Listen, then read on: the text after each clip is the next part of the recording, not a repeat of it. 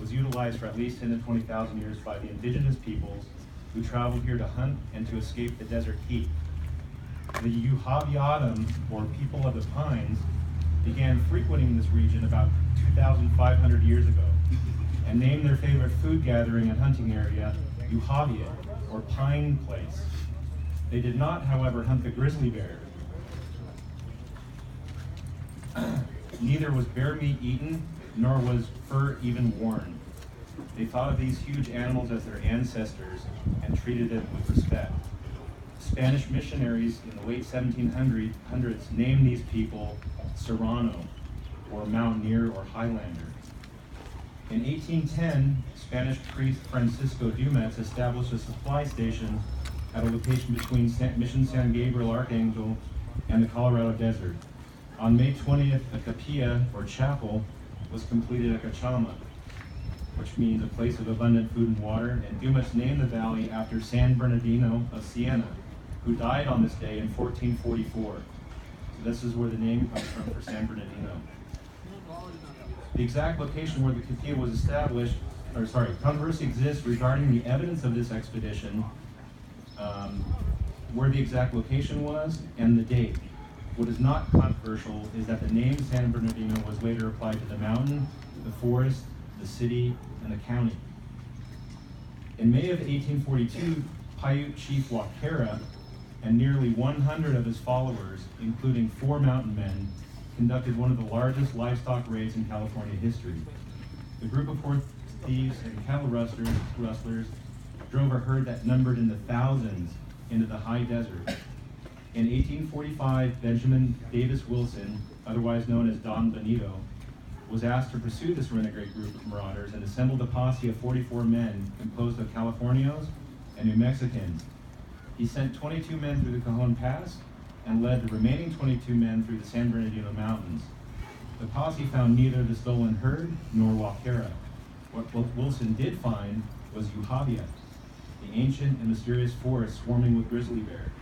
However, unlike the Uhaviatum, Wilson and his men hunted the grizzly and skinned them for their fur.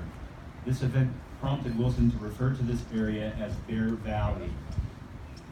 Now we get to the notion of Arrowhead and where the name came from Arrowhead. On the southern face of the San Bernardino Mountains, clearly visible from the San Bernardino Valley, is a landmark in the shape of an arrowhead. The landmark is 1,375 feet long, 449 feet wide, covers 7.4 acres, and is at an elevation of 2,800 feet. It is unknown how and when this peculiar landmark was formed. Indigenous people of various tribes in the area recount their respective creation stories that include an arrow of light that came from the sky.